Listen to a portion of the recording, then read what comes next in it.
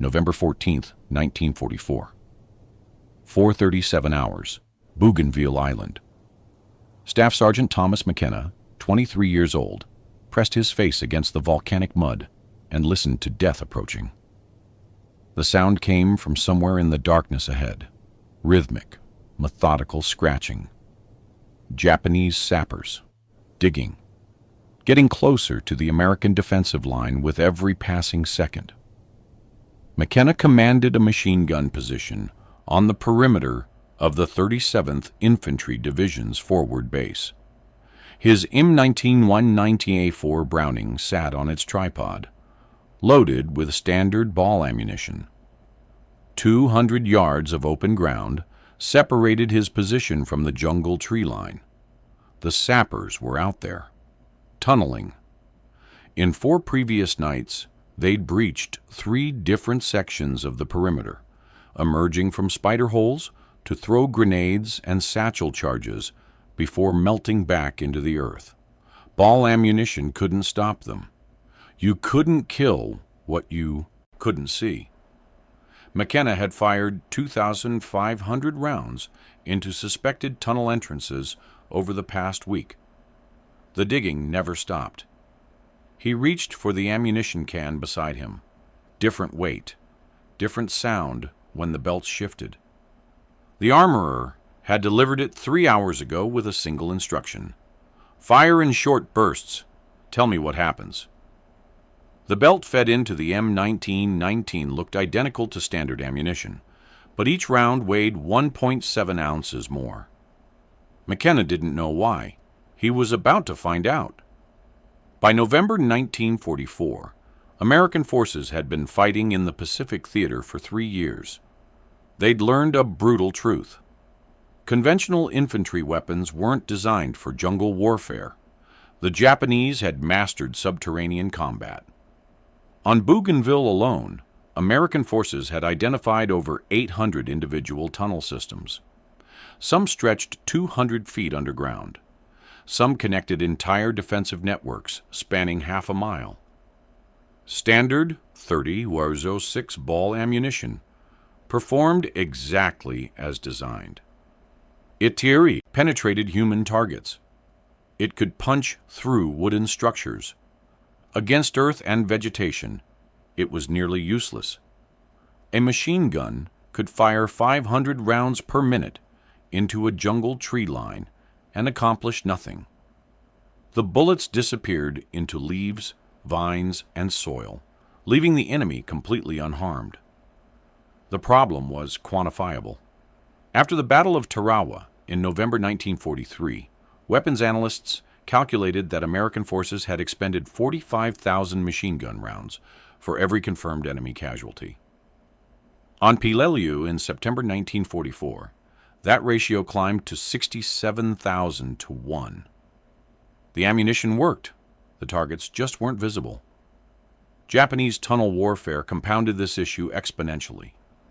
Cave systems on islands like Iwo Jima contained fighting positions reinforced with concrete, coral rock, and steel rails salvaged from destroyed infrastructure. A standard .30-06 round hitting solid rock would fragment or ricochet. It wouldn't penetrate. It wouldn't collapse the tunnel. The defender remained safe while the attacker wasted thousands of rounds.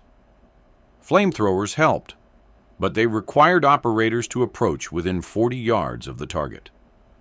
Effective flamethrower range was actually 20 to 25 yards. In that space, a concealed defender with a rifle had every advantage. Between June 1943 and October 1944, flamethrower operators in the Pacific suffered a 92% casualty rate within their first 3 combat engagements. Artillery could collapse tunnels, but it required direct hits. Forward observers calling in fire missions often couldn't see the tunnel entrances they were trying to destroy. They'd call strikes based on muzzle flashes or suspected locations. A 105 mm howitzer shell cost $32 in 1944 dollars. Tens of thousands were expended trying to collapse tunnel systems that standard infantry weapons couldn't touch. Bangalore torpedoes worked at close range, but they required infantry to crawl within feet of enemy positions to emplace them. Satchel charges demanded the same suicidal approach. The Pacific Island campaigns from 1943 to 1945 generated 41,000 American combat deaths. Analysis after the war suggested that between 30% and 40% of those casualties occurred within 50 yards of Japanese fortified positions that conventional small arms couldn't effectively engage. The U.S. Army Ordnance Department knew they needed something different. Not a new weapon system. They didn't have time to design, test, and manufacture entirely new equipment. They needed to modify what already existed. Make it do something it wasn't originally designed to do. The M1919A4 Browning was perfect for modification. American forces had 38,000 of them in the Pacific by mid-1944. Every infantry company had at least two. Crews knew them intimately. Supply chains could support them. If ordnance engineers could make the M1919 effective against fortifications and concealment, they'd multiply American firepower without adding a single new weapon to the inventory. The solution came from an unexpected direction. Not from infantry officers or machine gun specialists, but from anti-aircraft artillery crews. If you want to see what happened when American engineers turned an infantry machine gun into something that terrified Japanese defenders, hit that like button and subscribe. This story gets wild. Back to McKenna. The concept originated at Aberdeen Proving Ground in Maryland during March 1944. Captain Richard Hollings, an ordnance officer with an engineering background, had been analyzing anti-aircraft ammunition performance. The M2 Browning .50 caliber machine gun, used in air defense roles, fired several specialized round types. One was the M8 armor-piercing incendiary, which contained a small explosive charge designed to ignite fuel tanks in enemy aircraft. Hollings asked a simple question. Could a similar explosive projectile be scaled down to .30 caliber? The physics were challenging. A .30-06 cartridge case has an internal volume of approximately 68 grains of water capacity.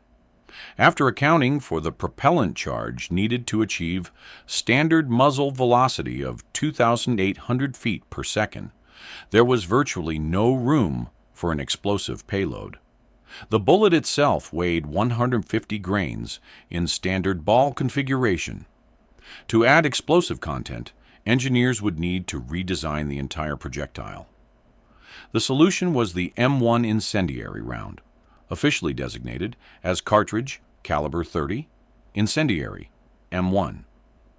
But what actually reached the Pacific in fall 1944 was a modified variant that ordnance records referred to as the M1A1 Incendiary-Explosive. The M1A1 projectile was fundamentally different from standard ball ammunition.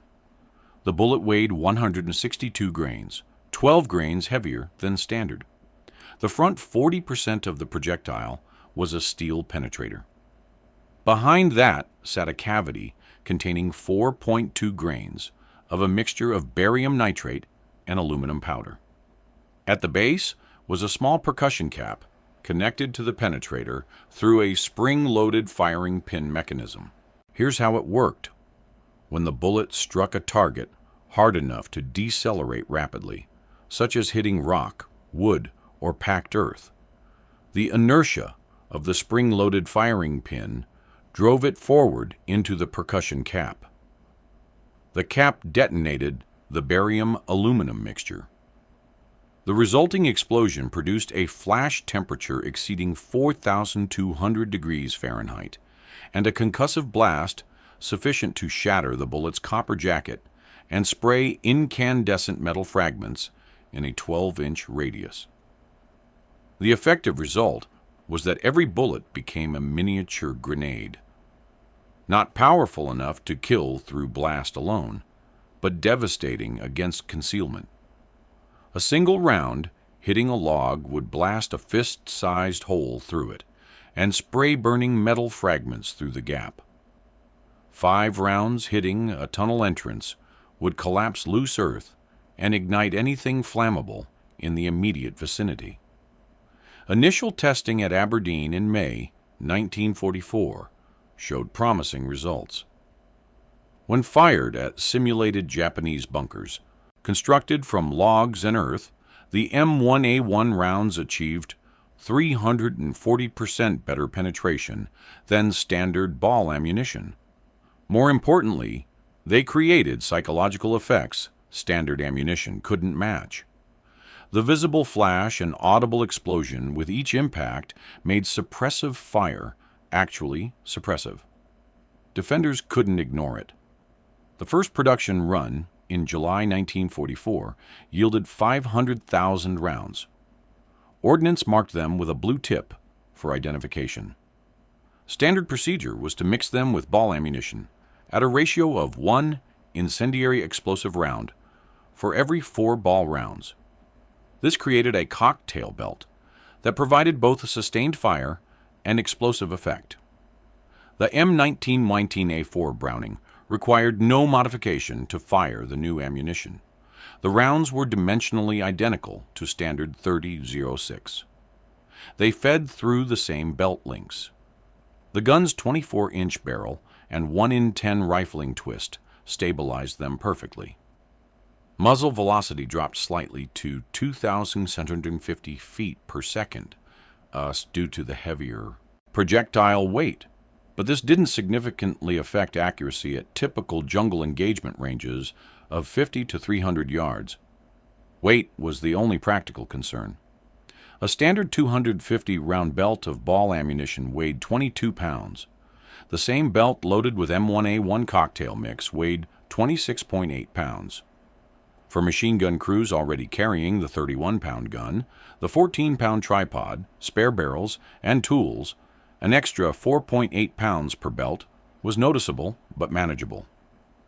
The first combat shipment reached Bougainville on November 10, 1944. 400,000 rounds distributed among 12 infantry companies.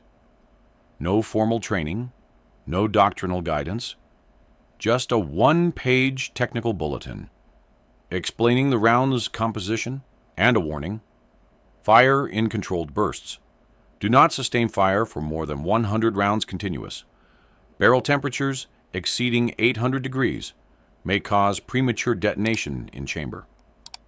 McKenna's unit received 1,500 rounds on November 13th, enough to load 6 250-round belts. He loaded the first belt into his gun at 4:30 hours on November 14th, 30 minutes before the digging sounds started again. McKenna watched the darkness. 4:46 hours now. The scratching sounds had stopped 3 minutes ago. That meant the sappers were close, probably within 50 yards of the perimeter wire. They'd gone silent to listen for American sentries, to time their final approach. His assistant gunner, Private Eddie Kowalski, 19 years old from Pennsylvania, crouched beside him with a hand on the spare barrel. Standard procedure. After 200 rounds, the barrel would need changing. Kowalski had never changed one in combat. Neither had McKenna. Their unit had rotated to Bougainville 6 weeks ago. They'd fired thousands of practice rounds. 0 in actual contact. The sound came from 190 yards out. McKenna had paced the distance 100 times during daylight. A distinct metallic click. Someone had disturbed the warning cans they'd strung in the outer wire. Not a false alarm. Not an animal. The Japanese sappers were emerging. McKenna pressed his shoulder into the M1919 stock and aligned the sights on the sound. He couldn't see anything, just blackness and the vague outline of the tree line against the slightly less black sky. His finger touched the trigger. Standard doctrine was to wait for a visible target. Don't waste ammunition firing blind. He squeezed the trigger anyway. The M1919 roared to life at 400 rounds per minute, McKenna's preferred rate, using the adjustable fire rate selector. Every fifth round in the belt was an M1A1 Incendiary-Explosive. The difference was immediate and absolute. The first standard ball rounds disappeared into the darkness with the normal crack of supersonic bullets cutting air. Then, the first M1A1 hit something solid 190 yards out. The explosion was a sharp, bright orange flash that lit up a 15-foot section of jungle for a fraction of a second. McKenna saw everything in that instant: palm fronds, a shattered log, and a human figure diving sideways. The second M1A1 round hit 2 seconds later, 12 feet to the right of the first impact. Another flash, another glimpse of terrain. A tunnel entrance, circular, about 3 feet in diameter, reinforced with wooden planking. McKenna corrected his aim and fired a sustained burst. 20 rounds, 4 of them M1A1 Incendiary-Explosives. All 4 hit within 10 feet of the tunnel entrance. The flashes were blinding in the darkness. Each explosion lit up more detail, more sappers. McKenna counted 5 of them now, scrambling back toward the tunnel. One wasn't fast enough. An M1A1 round hit the ground 3 feet from him. The explosion caught him in the side. He went down. McKenna saw him clutching his ribs, where incandescent metal fragments had penetrated. The wound glowed, actually glowed, from the burning aluminum embedded in his flesh. "Jesus Christ," Kowalski whispered. "What is that?" McKenna didn't answer. He shifted his fire to a second suspected tunnel entrance 40 yards left of the first. 30-round burst. 6 M1A1 impacts. The jungle erupted in sequential orange flashes like a string of firecrackers. Something caught fire. Probably the wooden reinforcement planks. Flames spread, providing actual illumination now. McKenna could see clearly. 3 more sappers running. He tracked them with a sustained burst. The combination of ball and incendiary rounds was devastating. Standard bullets forced them to duck and weave. Incendiary rounds exploded against cover and eliminated it. All 3 went down within 15 seconds. 4:51 hours, 5 minutes of combat. McKenna had fired 180 rounds. The barrel glowed red hot, even in the darkness. Kowalski had the spare ready, but the engagement was over. No more movement ahead. Just flames and silence. The entire perimeter had gone quiet. Other machine gun crews had stopped firing to watch.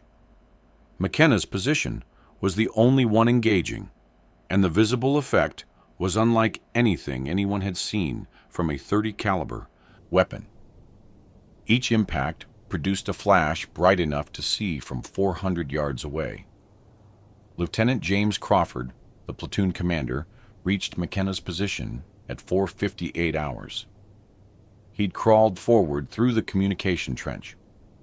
"What the hell kind of ammunition is that?" Crawford asked. "New stuff," McKenna said. "Came in yesterday." Crawford looked at the burning jungle ahead. "Did you collapse those tunnels?" "Don't know, sir. Hard to tell. At first light, we're going out there. I need to see what this did." They waited for dawn. Standard security protocol. Nobody ventured beyond the perimeter wire in darkness, not even to recover bodies or assess damage. 6.23 hours. First light revealed the devastation. The primary tunnel entrance McKenna had targeted was partially collapsed. The wooden reinforcement planks had burned through completely. The earth around the entrance had been churned into loose soil by multiple explosions.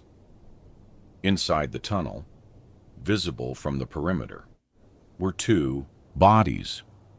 Both showed burn injuries consistent with aluminum incendiary fragmentation. The secondary tunnel entrance was completely collapsed. The fire had spread through dry vegetation and ignited the wooden support beams internal to the tunnel itself.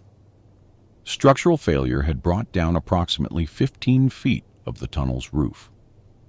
Scattered across the 200-yard kill zone were 7 Japanese bodies. All showed a combination of gunshot wounds from ball ammunition and severe burn injuries from incendiary-explosive rounds. 3 of the bodies had fragments of burning aluminum embedded so deeply that they'd burned through tissue into bone. One soldier's rib cage showed a hole where an aluminum fragment had penetrated, ignited the surrounding tissue, and burned a cavity 3 inches deep.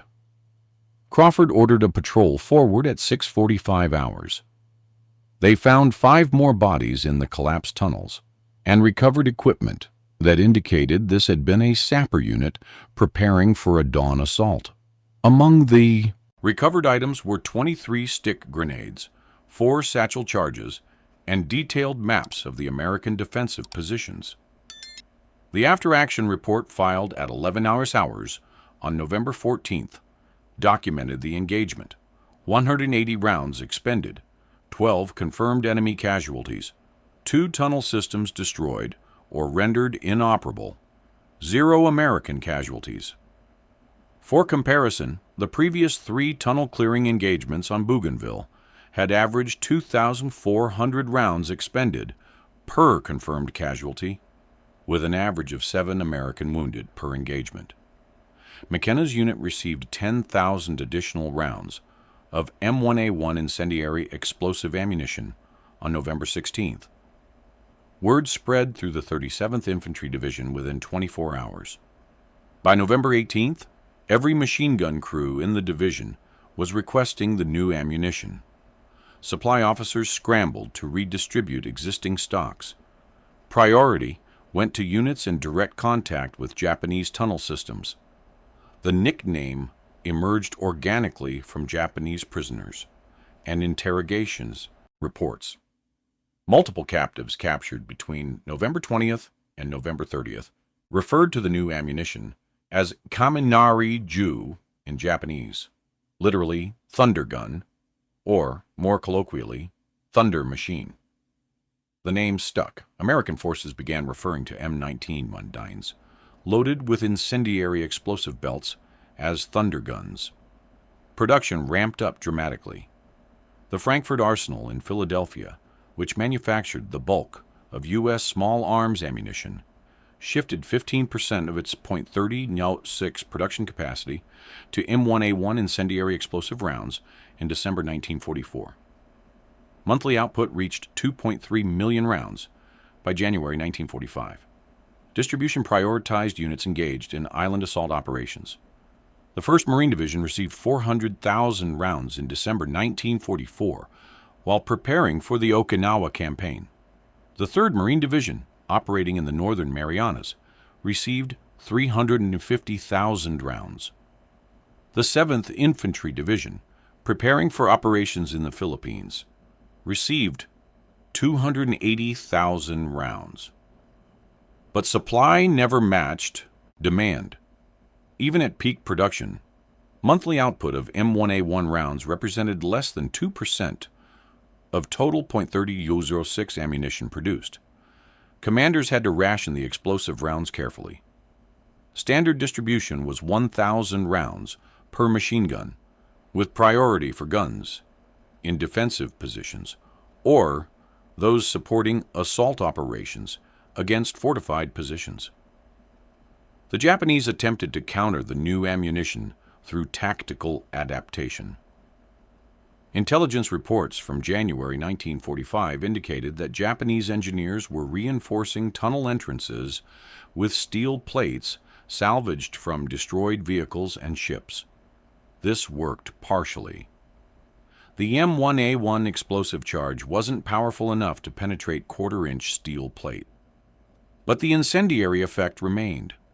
Steel plates heated up rapidly under sustained fire, and the aluminum fragments would ricochet into tunnel entrances, creating a burning shrapnel effect that made the positions untenable.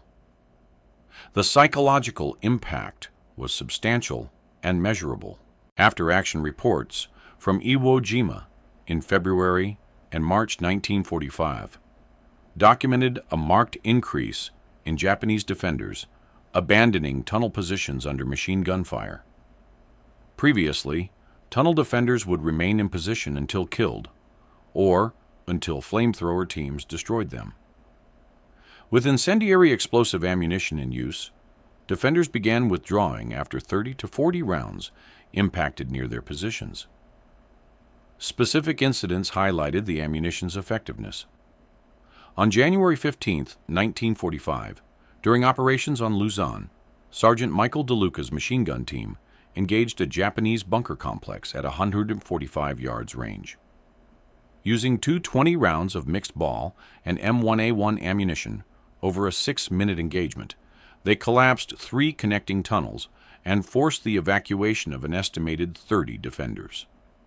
Standard ball ammunition had failed to neutralize the same complex during 3 previous assaults over 2 weeks. On February 23, 1945, on Iwo Jima, a machine gun team from the 5th Marine Division used 340 rounds to suppress a cave system on the approaches to Mount Suribachi.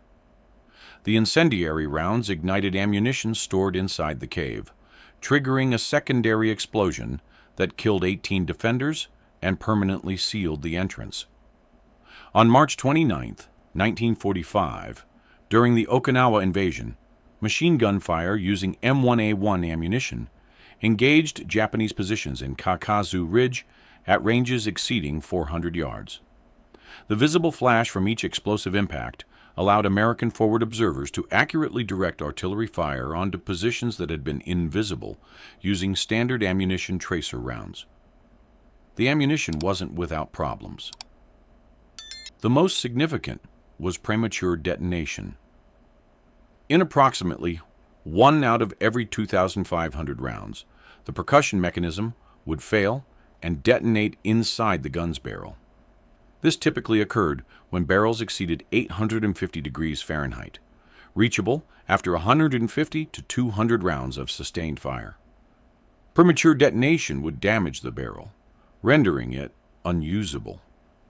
Between December 1944 and June 1945, the Army recorded 426 incidents of barrel damage due to premature detonation of M1A1 rounds.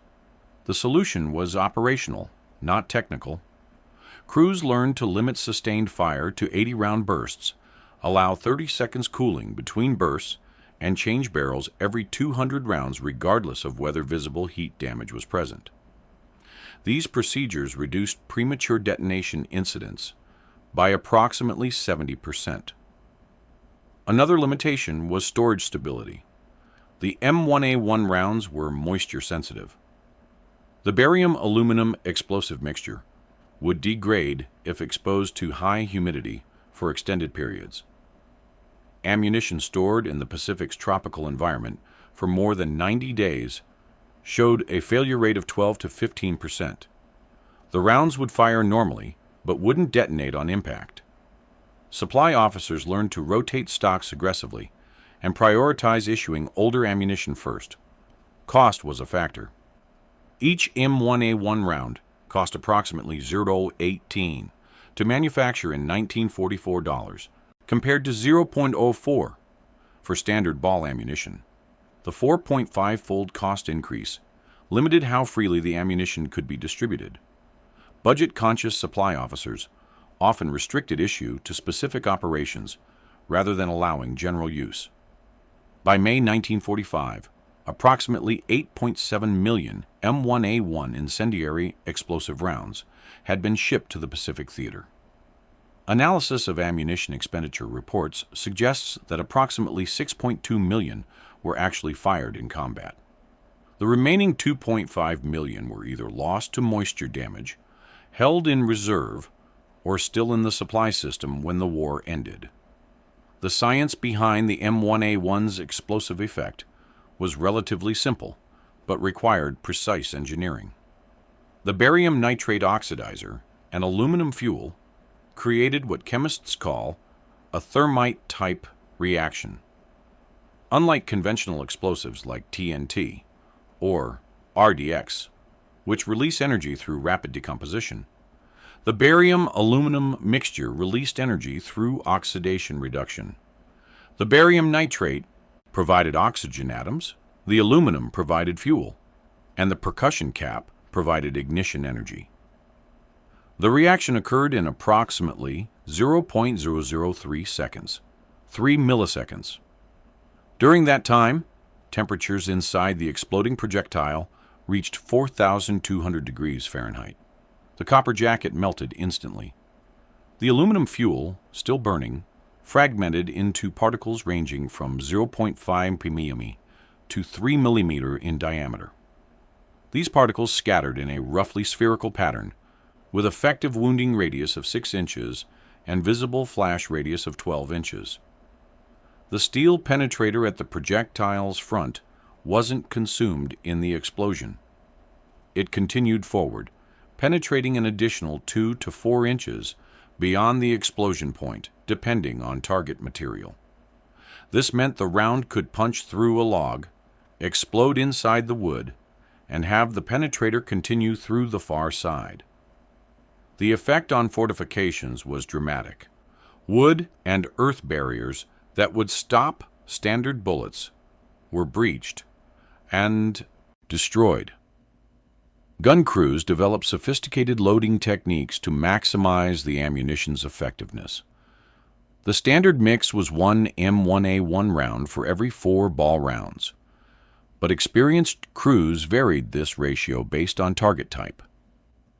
Against visible enemies in light cover, they'd increase ball ammunition to sustain higher volume of fire. Against fortifications or concealed positions, they'd increase the M1A1 ratio to 1:3 or even 1:2. Belt loading became an art form. Some crews alternated patterns: 5 ball, 1 M1A1, 3 ball, 1 M1A1, to create variable impact effects. Others front-loaded their belts with higher M1A1 ratios for the first 50 rounds to achieve immediate psychological effect, then transitioned to standard mix for sustained fire. The visual signature created tactical problems. Each M1A1 impact produced a bright orange flash, visible for over 1,000 yards in darkness. This made the firing position extremely obvious to enemy observers. Japanese mortar and artillery crews learned to target the flash signatures. Machine gun crews firing M1A1 ammunition at night suffered 34% higher counter-battery casualties compared to crews firing standard ammunition. The solution was position discipline. Crews would fire 20 to 30 rounds, cease fire, and immediately relocate to a secondary position 25 to 50 yards from their original location. They'd wait 2 to 3 minutes for enemy counterfire to hit their old position, then resume firing from the new location. This shoot and scoot tactic was standard for heavier weapons, but novel for .30 caliber machine guns. Maintenance requirements increased significantly. The explosive residue from M1A1 rounds created a caustic buildup inside the barrel and chamber. Standard cleaning procedures using bore brushes and solvent were insufficient. Armorer instructions specified a complete detail strip and clean after every 500 rounds of M1A1 ammunition, compared to 2,500 rounds for standard ball ammunition. Crews also discovered that M1A1 rounds performed inconsistently at extreme ranges. Beyond 600 yards, the projectiles were slowing below the velocity threshold needed to reliably trigger the percussion mechanism. Approximately 30% of M1A1 rounds fired at 700 plus yards would impact without exploding. They'd function as standard ball ammunition, but without the explosive effect. This limited the ammunition's utility in long-range suppression roles. The Japanese never developed a direct equivalent.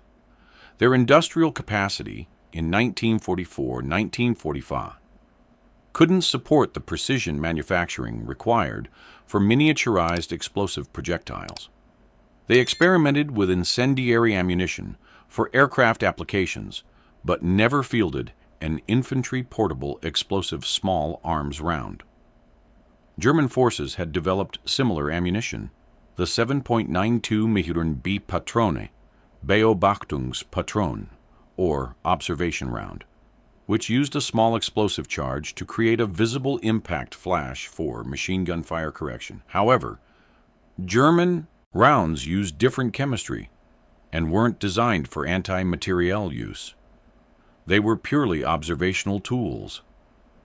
American development of the M1A1 represented unique engineering. The integration of penetrator, explosive charge, and reliable percussion fuse in a .30 caliber package required manufacturing precision at tolerances measured in thousandths of an inch. Any imbalance in the projectile would cause accuracy problems.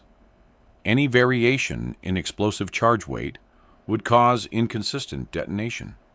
The fact that over 93% of manufactured rounds performed as designed testified to American industrial quality control. The ammunition also revealed interesting acoustic properties. Standard .30 .06 ball ammunition produced the familiar crack bang of supersonic fire, the sonic boom of the bullet followed by the muzzle blast.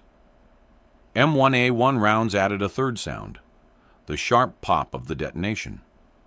Soldiers described it as similar to a large firecracker. At typical jungle engagement ranges of 100 to 300 yards, all three sounds, crack, bang, pop, were distinctly audible and created a recognizable acoustic signature. This signature was both advantage and disadvantage. It allowed friendly forces to identify which machine gun positions were firing M1A1 ammunition, helping coordinate fire support. But it also told enemy forces exactly what they were facing. Japanese tactical manuals captured in 1945 specifically referenced the distinctive sound and instructed defenders to immediately abandon positions under thunder machine fire rather than attempting to suppress it.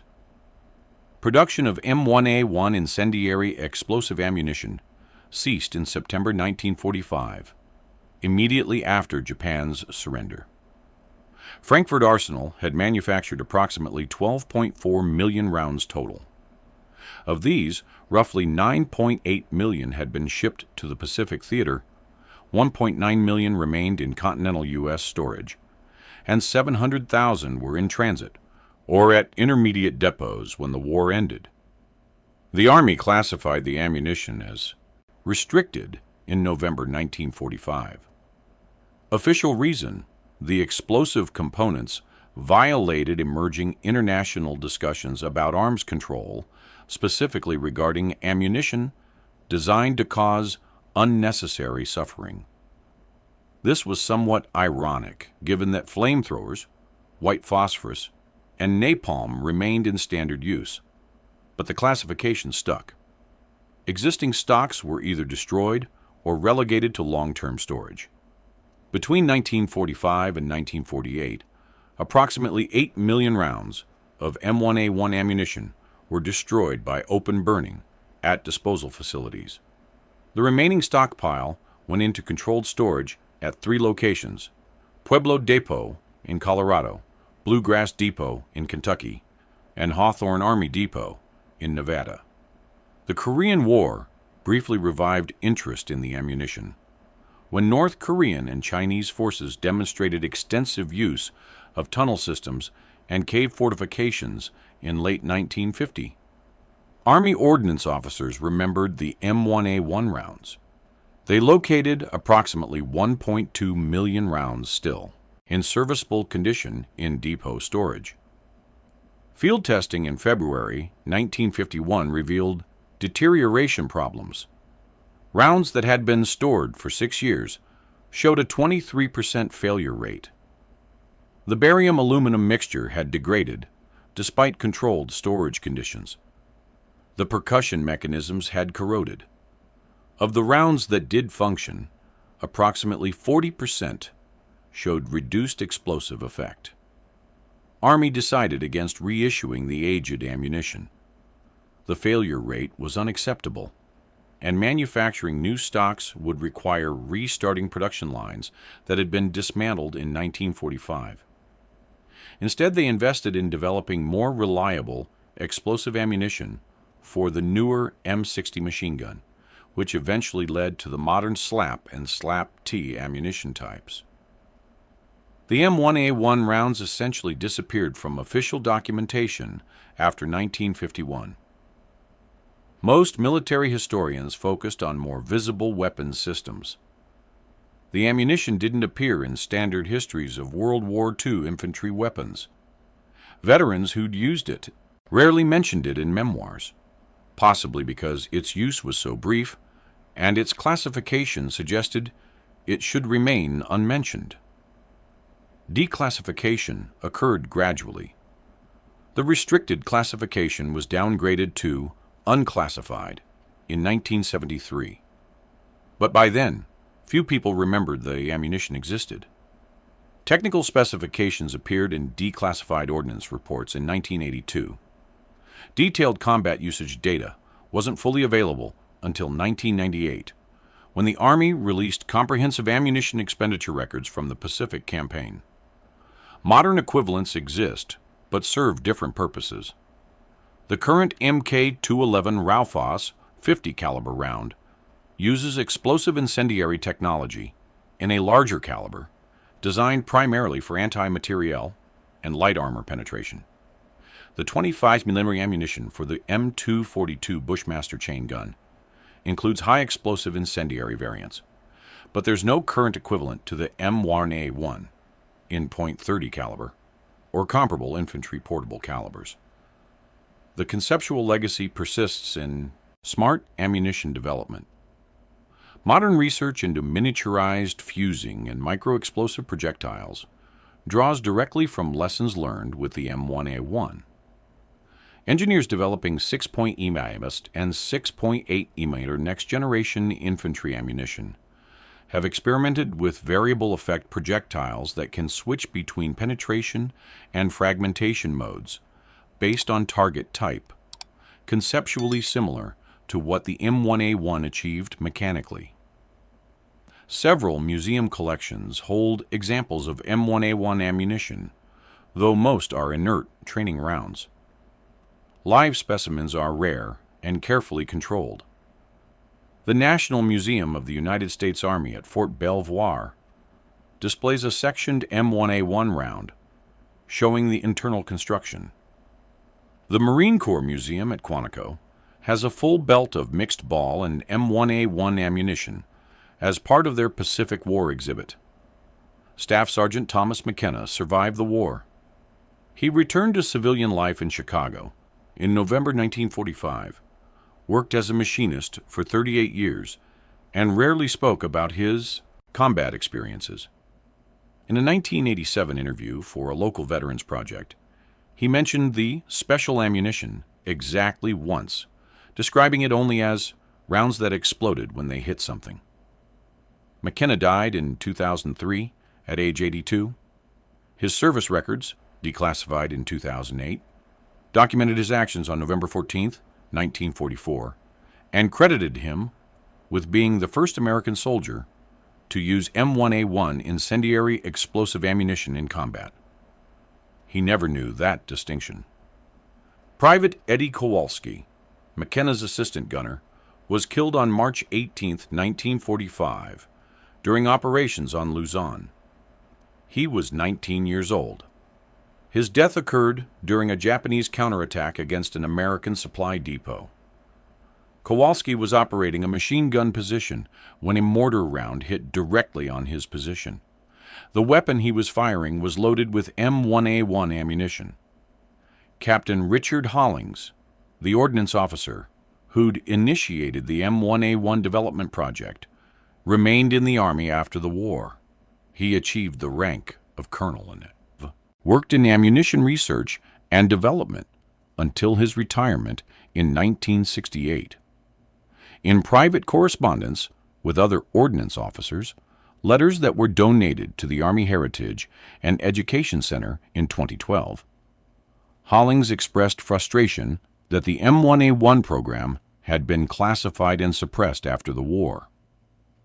He believed the ammunition represented a significant innovation in infantry firepower that deserved continued development. The machine gun crews who used M1A1 ammunition in combat developed a respect for the weapon system that bordered on reverence. Veterans' accounts from the 1980s and 1990s consistently describe the psychological impact of finally having ammunition that could destroy the cover and concealment that Japanese defenders used so effectively. One veteran, interviewed in 1994, said simply, "For the first time, we could shoot back and actually hurt them, not just pin them down, actually hurt them." Several thousand American soldiers fired M1A1 ammunition in combat between November 1944 and August 1945. Most never knew the technical designation. They knew it as the new stuff, or thunder rounds, or, most commonly, just the good ammo. What they all knew was that it worked when standard ammunition didn't. The soldiers who fired those explosive rounds into Pacific jungles and volcanic caves were doing more than fighting an enemy. They were field testing technology that would influence ammunition development for the next 80 years. They were proving that innovation doesn't always require entirely new weapons. Sometimes it just requires making existing weapons do something unexpected. If this story showed you something about World War II you'd never heard before, hit that like button. Subscribe and turn on notifications so you don't miss the next deep dive into forgotten military technology. Drop a comment telling me where you're watching from, or if any of your family served in the Pacific. These stories need to be remembered. Every round fired. Every tunnel collapsed. Every soldier who made it home because someone invented something that gave them an edge. That's worth remembering. That's worth 60 seconds of your time to like and subscribe. See you in the next one.